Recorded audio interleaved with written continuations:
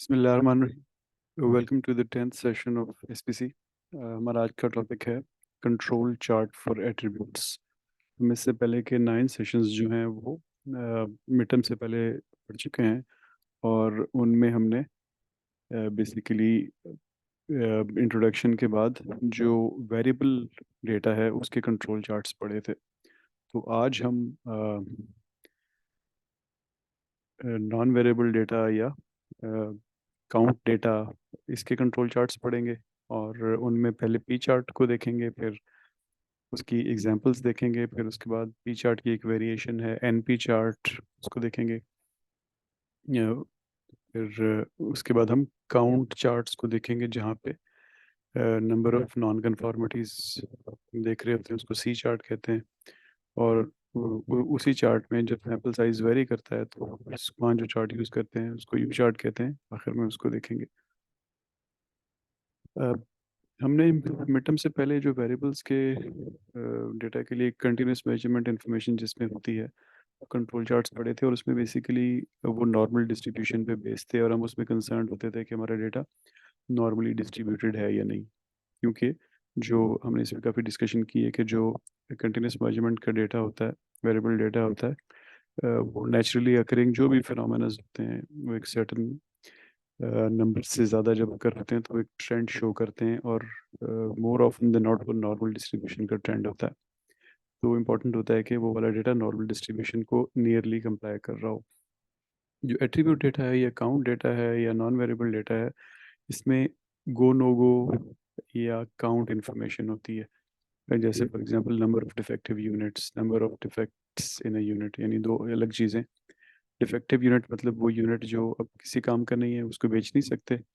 और number of defects in unit का मतलब है कि यूनिट को भी हम बेच सकते हैं, लेकिन देखना ये कि उसमें कितने डिफेक्ट हैं और कितने डिफेक्ट हमें एक्सेप्टेबल हैं, इसको थोड़ी देर में देखते हैं। इसी तरह सर्विस सेक्टर में बहुत सारे गो नो गो या काउंट इन्फॉर्मेशन होती है। काउंट का मतलब कि गिन रहे हैं कि ये चीज़ डिफेक्टिव है या नहीं है। अ, जैसा मैंने आपको बताया कि वेरिएबल्स के कंट्रोल चार्ट्स तो नॉर्मल डिस्ट्रीब्यूशन पे बेस्ड होते हैं, लेकिन जो एट्रीब्यूट डेटा के कंट्रोल चार्ट्स होते हैं इनकी अपनी अपनी मुख्तलिफ डिस्ट्रीब्यूशन होती हैं। हम थोड़ी देर में देखते हैं उसको, लेकिन जो थ्योरी है दोनों टाइप ऑफ चार्ट्स के पीछे वो एक ही है। और सिग्नल्स जो हम देख रहे होते हैं आउट ऑफ कंट्रोल सिग्नल्स, यानी एक पॉइंट आउटसाइड अपर और लोअर कंट्रोल लिमिट, या 8 points in row going in a single direction, बहुत सारे हमने सिग्नल्स देखे थे। तो वो सिग्नल्स सेम होते हैं दोनों टाइप ऑफ चार्ट्स के लिए। अच्छा जी, अब काउंट डेटा का मतलब कि काउंट कर रहे हैं हम कि कितने ठीक हैं कितने गलत हैं। तो एट्रीब्यूट डेटा में काउंट के डेटा होता है, लेकिन ये समझना बड़ा ज़रूरी है कि हम किस चीज़ को काउंट कर रहे हैं ताकि हम सही चार्ट सिलेक्ट कर सकें। तो इसमें दो बड़ी क्लियर चीज़ें हमें समझनी है। क्या हम डिफेक्टिव प्रोडक्ट्स को काउंट कर रहे हैं, यानी कि एक ऐसी प्रोडक्ट जो अब बेची नहीं जा सकती इस हालत में क्योंकि ये स्पेसिफिकेशंस को मीट नहीं करती। तो उस केस में हम एन और पी चार्ट्स यूज़ करेंगे, जैसा मैंने लिस्ट ऑफ कंटेंट्स में बताया था, पहले दो चार्ट्स एन और पी चार्ट्स। और जहाँ पे हम नॉन कन्फॉर्मिटीज़ या डिफेक्ट्स को काउंट करते हैं वहाँ पे हम सी और यू चार्ट्स यूज़ करते हैं। अब इनमें फ़र्क क्या है? ऊपर ये था कि प्रोडक्ट अब यूज़ ही नहीं हो सकती। नीचे ये था कि थ्योरेटिकली एक प्रोडक्ट में बेतहाशा डिफेक्ट्स हो सकते हैं। जैसे फॉर एग्जांपल आप एक गाड़ी को पेंट कर रहे हैं, माइनर डिफेक्ट्स उसमें बहुत सारे पेंट में हो सकते हैं, या एक छोटा सा भी डिफेक्ट आया पेंट का तो आप उस गाड़ी के पेंट को रिजेक्ट कर देंगे। ऐसा नहीं है ना, आप अपने लिए लिमिट रखेंगे कि इतने डिफेक्ट्स आए तो मैं रिजेक्ट करूंगा। तो इस केस में आपने फिर number of defects within a unit count करने हैं। ऊपर आप यूनिट को डिफेक्टिव करार दे के डिस्कार्ड कर रहे हैं, यहाँ पे यूनिट को आप देख रहे हैं कि उसके अंदर कितने डिफेक्ट्स हैं, और फिर आपने एक अपना कोई ना कोई लिमिट या स्पेसिफिकेशन बनाई हुई है कि इससे ज़्यादा डिफेक्ट हुए तो तब मैं उस प्रोडक्ट को डिफेक्टिव कहूँगा, वरना हम उसको नॉन डिफेक्टिव ही कहेंगे और उसको वो सेल में जाएगा। तो जहाँ पे आप डिफेक्टिव प्रोडक्ट्स की बात कर रहे हैं वहाँ पे एन एन पी चार्ट्स, वहाँ जहाँ पे आप डिफेक्ट्स विद इन प्रोडक्ट की बात कर रहे हैं, वहाँ पे, जहाँ पे आप non conformities within a single product या defects within a single product देख रहे होते हैं, वो जनरली कॉम्प्लेक्स प्रोडक्ट्स होती हैं, प्रोसेस भी कॉम्प्लेक्स होते हैं। और जहाँ पे आप सिंपल डिफेक्टिव प्रोडक्ट्स देख रहे होते हैं, वो जनरली सिंपल प्रोडक्ट्स होते हैं, छोटे साइज के प्रोडक्ट होते हैं। और मैस प्रोडक्शन हो रही होती है उसकी, एक ही बैच में दो दो तीन तीन चार चार हज़ार छोटी छोटी वॉशल्स निकल रही हैं, या कोई जॉइंट्स पाइप्स के निकल रहे हैं, या प्लास्टिक की एक पर्टिकुलर कोई बूट निकल रहा है जो किसी इलेक्ट्रिक वायर पे चढ़ना है। छोटी छोटी प्रोडक्ट्स जो बहुत ज़्यादा बन रही हैं, उसमें देखना होता है डिफेक्टिव है या नहीं है। डिफेक्टिव है तो उठा के फेंक देते हैं रिवर्क की तरफ, नहीं है तो वो अगले प्रोसेस में चला जाता है। जहाँ non conformities within the product की बात हो रही होती है, वो रिलेटिवली कॉम्प्लेक्स प्रोडक्ट्स होते हैं। जैसे मैंने एक एग्जांपल दिया आपको कि गाड़ी पेंट हो रही है, फिर ये हो सकता है कि आप प्लास्टिक की शीट प्रोड्यूस कर रहे हैं। 1,000 मीटर शीट होगी वो, एक घंटे में प्रोड्यूस होगी। अब उसमें छोटे छोटे बबल्स आएंगे। अब 2 4 6 बबल्स अगर आ गए तो क्या आप 1,000 किलोमीटर 1,000 मीटर शीट को रिजेक्ट कर देंगे? ऑब्वियसली नहीं करेंगे। तो आपको कोई स्पेसिफिकेशंस रखनी पड़ेंगी कि हम इतने बबल्स के बाद इसको रिजेक्ट करेंगे। इसी तरह आप टिश्यू के रोल्स बना रहे हैं, तो एक रोल में अगर कहीं पे ग्राम्स पर स्क्वायर मीटर वेटेज उसका कम हो गया तो क्या आप रिजेक्ट कर देंगे? नहीं करेंगे ऑब्वियसली। वहाँ पे भी आप कोई ना कोई लिमिट रखेंगे। तो ये डिस्टिंक्शन के आप डिफेक्टिव प्रोडक्ट को काउंट कर रहे हैं या डिफेक्ट्स को काउंट कर रहे हैं विद इन अ प्रोडक्ट, ये की है for selection of the right control chart. तो अभी हम पहले चार्ट को देखते हैं, पी चार्ट इसको हम कहते हैं। इसके और भी बहुत सारे नाम हैं जो बॉटम पे लिखे हुए हैं। Percent chart, fraction, non conforming chart, इस तरह बहुत सारे और भी नाम हैं इसके। तो बेसिकली ये क्या करता है कि ये आपकी स्टेबिलिटी को एवेल्युएट करता है एक प्रोसेस की इन टर्म्स ऑफ परसेंटेज। यानी काउंट नहीं, यहाँ पे नंबर्स नहीं है, बल्कि परसेंटेज है। आप काउंट करके उसकी परसेंट निकालते हैं या प्रोपोर्शन निकालते हैं कि कितने प्रोडक्ट्स यूनिट्स जो हैं वो डिफेक्टिव थे। यहाँ पे बाइनॉमियल डिस्ट्रीब्यूशन इस्तेमाल होती है। जैसे वेरिएबल डेटा में नॉर्मल डिस्ट्रीब्यूशन थी, यहाँ पे बाइनॉमियल डिस्ट्रीब्यूशन है। जो एट्रीब्यूट डेटा होता है इसकी अपनी डिस्ट्रीब्यूशंस होती हैं। ये आपके पास तस्वीर जो राइट साइड पे बनी है बाइनॉमियल की, इसमें बेसिकली इसके अंदर जिस तरह नॉर्मल डिस्ट्रीब्यूशन मीन और स्टैंडर्ड डेविएशन से डिफाइन होती है, यानी दो उसके वेरिएबल्स होते हैं या डिफाइनिंग यूनिट्स होते हैं, यहाँ पे भी दो होते हैं। एक को कहते हैं एन और एक को कहते हैं पी। एन का मतलब होता है कि कितने डिफेक्टिव होंगे, और पी का मतलब होता है कि उसकी प्रोबेबिलिटी कितनी है। जैसे फॉर एग्जांपल आप इसी तस्वीर में देखें तो चार्ट के नीचे लिखा हुआ है probability of x is equal to 6, यानी 6 डिफेक्टिव होने की probability within a sample तकरीबन 0.0369, या यानी तकरीबन अ, अ, 4% के थोड़ा सा कम है। तो ये रेड वाली जो लाइन लगी हुई है 6 पे लगी हुई है, और आप 6 एक्सेस पे लगी हुई है, और आप इसके करस्पॉन्डिंग जहाँ पे लाइन ख़त्म हो गई है वाई की तरफ देखें तो वहाँ पे तकरीबन 0.37% चांस है कि आपको 6 डिफेक्ट मिलेंगे एक सैंपल में। तो इस डिस्ट्रीब्यूशन को अब हमारा टॉपिक नहीं है बेसिकली डिस्ट्रीब्यूशंस पढ़ना यहाँ पे। और चूंकि यहाँ पे नॉर्मेलिटी टेस्ट्स भी नहीं है, तो हमने कन्फॉर्मेंस भी नहीं देखनी कि ये बाइनोमियल को कंफर्म भी कर रहा है कि नहीं कर रहा है, क्योंकि काउंट डेटा है इसमें। अब ये तो हमें पता है कि डिफेक्टिव है, लेकिन क्या डिफेक्ट है इसके अंदर we are just not interested in. हो सकता है वो क्रैक हो सकता है उसका पेंट खराब हो सकता है उसका ग्रूव खराब हो सकता है उस पर जो आउटर एजेस आप उसके बना रहे हैं वो ना बन रहे हो, उस वो डेटा यहाँ पे प्रिजर्व हो ही नहीं रहा। We don't know what is wrong, we know that the product is non conforming और रिजेक्ट करनी है वो। तो फिर हमें इसका मतलब ये है कि we don't have to go into lot of stats, simply हमने काउंट करना है। नॉर्मली जैसे मैंने आपको बताया ये चार्ट वहाँ यूज़ होता है वहाँ पे जहाँ पे आपकी लार्ज क्वांटिटीज प्रोड्यूस हो रही होती हैं। थोड़ी सी मैंने आपको कुछ एग्जांपल्स बताई थी। अब इस चार्ट की स्ट्रेंथ ये है कि मल्टीपल की क्वालिटी करेक्टरिस्टिक्स को एक ही चार्ट में आप प्लॉट कर लेते हैं, यानी जैसे मैंने कहा, चाहे वो टूटा हुआ है, चाहे उसका पेंट खराब है, चाहे ग्रूव खराब है, हमारे लिए वो डिफेक्टिव है।